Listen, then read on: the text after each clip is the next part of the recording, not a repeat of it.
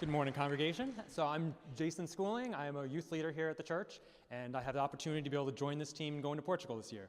So for those of you who might have been around the church for a long time, would remember that back in the day, this used to be a yearly thing. We used to go every single summer, take a team of students over to Portugal.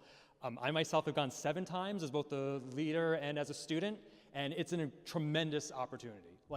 If I look back and say a single moment in time that's had the greatest impact on my spiritual life, it would be these trips.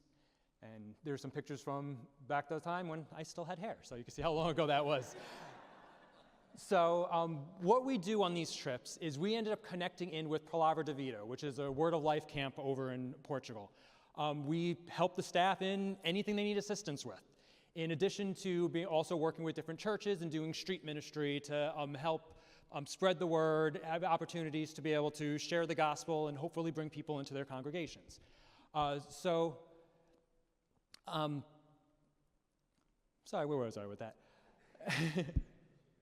So I'm going to share a couple stories, 2 quick stories with you about different things that I've done in the past with that. Back in the day, when we would go on these Portugal trips, we would prepare mimes ahead of time to be able to present to them. There'd be good ways of being able to present the gospel since none of us that were going spoke Portuguese, you know? So this is a great way, without having to use words, to be able to present visually that they can see.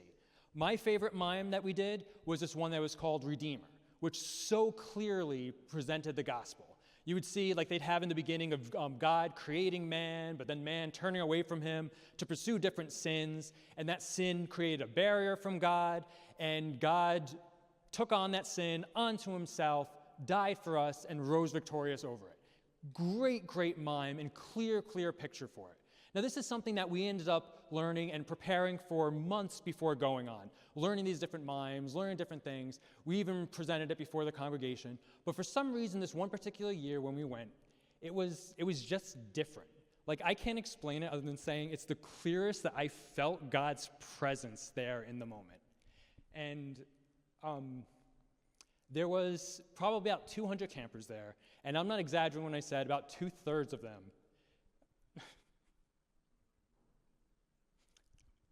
about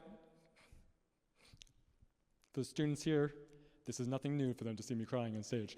About 2/3 of them came forward to accept Christ. It was such a beautiful sight. And it was through us, allowing God to be able to work through us to do his work. The second thing I want to be able to share is, this is probably on the 6th time that I went. I went 7 times there.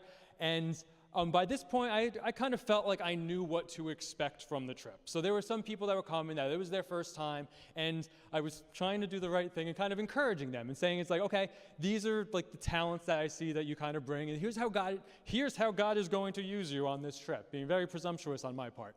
And the crazy thing is, when we got there into Portugal, he used us all outside of our comfort zone in ways that were not our strengths at all.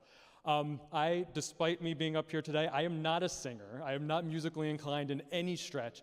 And when we went there, I remember very clear, I was there with about a group of 20 students, leading them in a time of worship around the pool. The singer in our group was plugging in with a bunch of girls, playing sports with her. God ended up using each of us in our weaknesses in many ways, in spite of ourselves, to be able to do his work overseas. And it was the most amazing week. Through that, I was seeing that I was putting God in a box, trying to be presumptuous, saying, this is how God is going to use us. And now many times God will use the strengths and the talents and what we have to offer to be able to further his work. But God is so much bigger than that, And that's what he revealed to me there.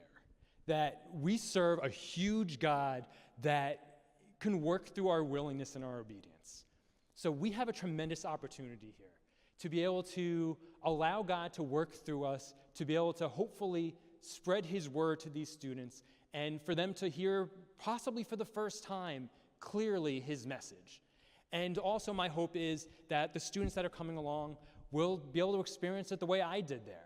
That they will be able to see God working through them, that God will reveal something to them about himself that they haven't experienced before, and they'll have a more intimate relationship with God as a result from this.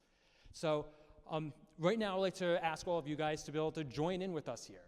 From now until we come back at the end in August, I just ask that you be able to pray over this entire situation.